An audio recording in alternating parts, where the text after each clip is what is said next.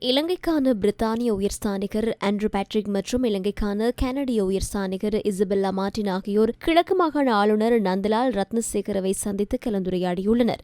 மாகாணத்தின் தற்போதைய நிலவரங்கள் மற்றும் எதிர்கால அபிவிருத்தி திட்டங்கள் குறித்து இதன்போது ஆழமாக கலந்துரையாடப்பட்டுள்ளது.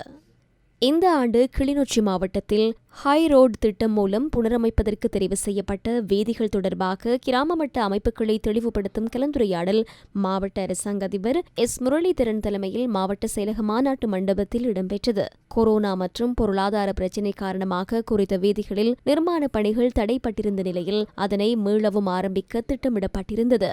மட்டக்களப்பு வாகரை கிரமிச்சை குளத்தில் நன்னீர் மீன் குஞ்சுகளை விடுவிக்கும் நிகழ்வு உள்ளூர் மீனவ சங்கங்கள், பயனாளிகளான பெண்கள் உட்பட கிராம மீனவர்களின் ஒத்துழைப்புடன் இடம்பெற்றது. நிலைபேறான காலநிலைக்கு இசைவான நீர்வாழ் உயிரின வளர்ப்பு மூலம் பிரதேச மீனவ குடும்பங்கள் அதிக வருமானத்தை ஈட்டக்கூடிய வகையில் இத்திட்டம் முன்னெடுக்கப்பட்டுள்ளது.